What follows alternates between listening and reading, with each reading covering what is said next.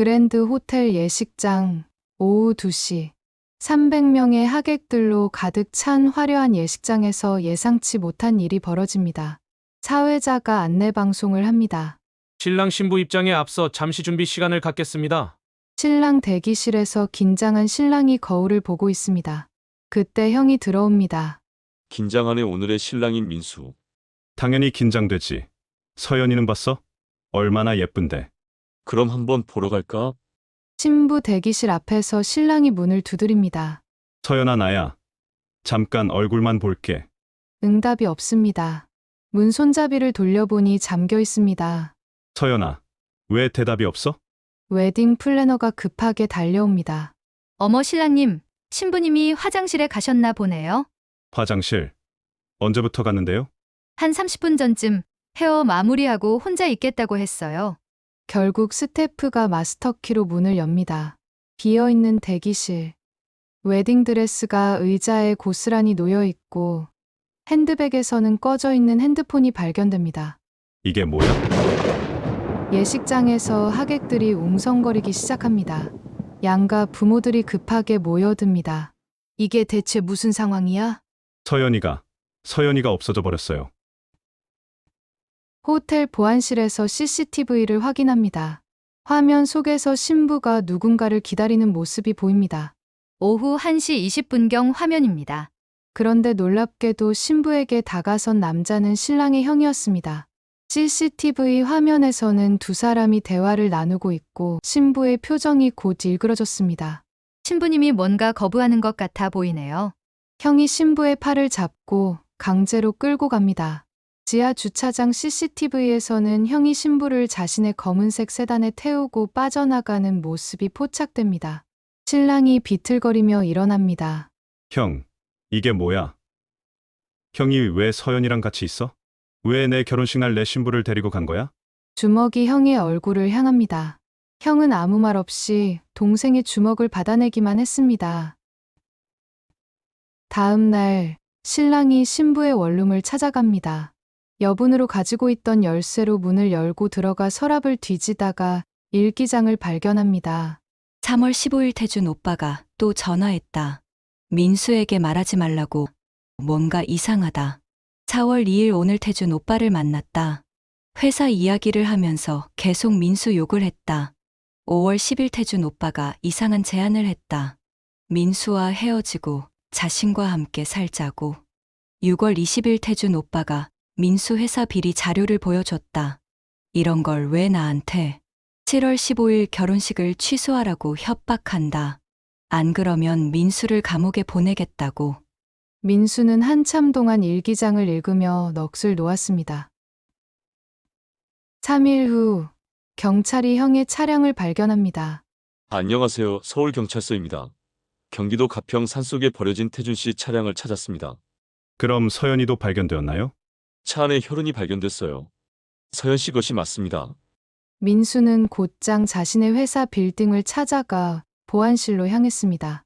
CCTV에서 형과 신부가 함께 엘리베이터에 탔지만 30분 후에는 형만 혼자 내려오는 모습이 확인됩니다. 회사 빌딩 옥상에서 신부의 귀걸이가 발견됩니다. 그 귀걸이는 민수가 사준 귀걸이였습니다. 도대체 왜 이곳에 떨어져 있는지 혼란스럽기만 했습니다. 그때 형사에게서 전화가 옵니다. 혈흔은 서연 씨 것이 맞습니다. 그런데 태준 씨 것도 섞여 있어요.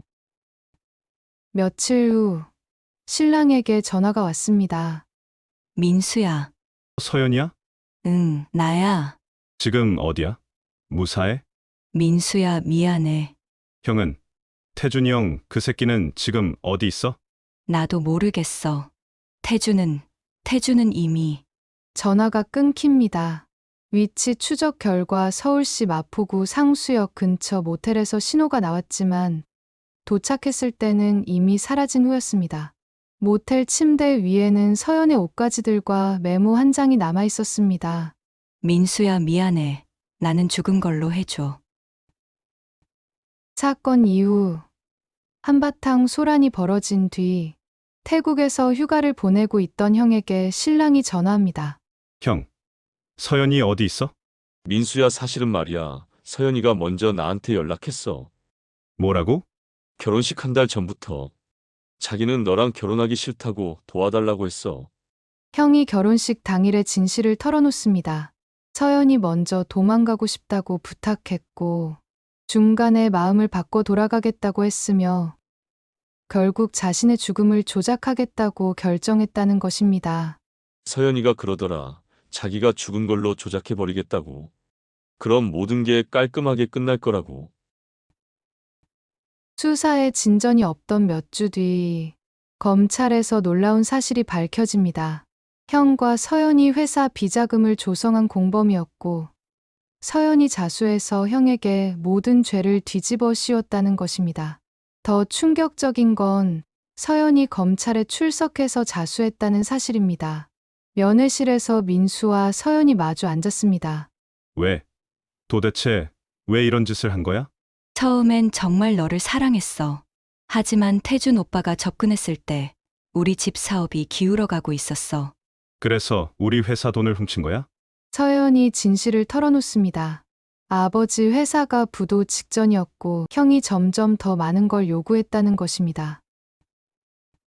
6개월 후 신랑에게 발신인 불명의 편지가 도착합니다.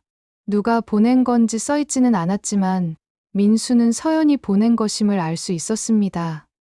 민수야, 사실은 내가 태준 오빠를 이용한 거였어. 처음부터 계획된 일이었다는 말이야. 너와 결혼해서 안정된 삶을 얻은 다음 회사 자금을 빼돌려서 새로운 삶을 시작하려고 했어. 민수는 편지를 읽고 또 읽었습니다. 하지만 필체를 확인해 보니 서연이 쓴 게 아니었습니다. 같은 시각 인천공항에서는 성형수술로 얼굴을 바꾼 서연이 김지영이라는 이름으로 중년 남자와 함께 출국하고 있었습니다. 3년간 기다린 보람이 있네. 김태준도 감옥에, 김민수도 무너뜨렸고 그 바보들은 끝까지 내가 피해자인 줄 알았어. 공항에 함께 있던 남자는 서연의 아버지 회사를 망하게 한 이전 전무 박철민이었습니다. 조사 결과 서연은 3년 전부터 박철민과 함께 있었고 처음부터 신랑 가족을 속이기 위한 계획이었음이 드러납니다. 서연은 형을 실형에 처하게 하여 자신이 도망갈 시간을 벌었고 집행유예 기간 동안 완전히 새로운 신분을 만들어 박철민과 함께 사라진 것이었습니다. 1년 후 야윈 모습의 민수가 카페에 앉아 시간을 보내고 있습니다. 국제 사기 조직이 검거되었습니다. 박철민과 김지영으로 위장한 박서연, 동남아, 각국에서 한국인 대상 투자 사기. 뉴스 속 앵커가 하는 말을 무심한 척 귀 기울이고 있던 중 형사가 찾아와 말합니다. 이제 진짜 끝이네요. 끝이라. 사람이란 게 참 알 수 없어요. 3년을 함께 사랑했던 사람이 이렇게 낯선 사람일 줄이야. 사라진 건 신부가 아니라 진실이었다. 그 여자는 처음부터 존재하지 않았다. 박서연이라는 이름도, 사랑한다는 말도, 미안하다는 눈물도, 모든 것이 정교하게 계산된 연기였다. 진짜 사라진 건 그녀를 사랑하고 믿었던 두 남자의 순진한 믿음이었다. 어쩌면 우리 모두는 누군가의 각본 속에서 배역을 연기하며 살아가고 있는지도 모른다. 그 각본을 쓴 사람이 누구인지도 모른 채. 안녕하세요. 속설 라디오입니다. 오늘 함께한 이야기는 그녀가 사라진 날이었습니다. 처음엔 단순한 결혼식장의 해프닝처럼 보였지만 한 겹, 두 겹 베일이 벗겨질수록 충격적인 진실이 드러났습니다. 사랑이라 믿었던 사람이 사실은 철저히 계산된 가면을 쓰고 있었다는 것. 믿었던 가족이 배신의 공범이 되어 있었다는 것. 그 모든 진실이 드러나고 나서 남은 건 상처 입은 사람들 뿐이었습니다. 우리는 종종 누군가의 미소를 진심이라 생각하고 눈물을 진실이라 믿습니다. 하지만 오늘 이야기가 던지는 질문은 이것입니다. 과연 우리는 얼마나 상대를 제대로 알고 있는가? 어쩌면 우리도 모르는 사이에 누군가의 각본 속에서 작은 배역을 연기하며 살아가고 있는 건 아닐까요? 여러분은 오늘 이야기를 어떻게 들으셨나요? 사랑, 믿음, 배신, 그리고 인간의 욕망까지 참 알 수 없는 게 사람의 마음인 것 같습니다. 지금 이 순간 내 곁에 있는 사람을 다시 한번 바라보게 되는 밤이 되길 바라며요. 오늘의 속설 여기서 마치겠습니다. 여러분의 따뜻한 사연 기다리고 있을게요. 편안한 밤 되세요.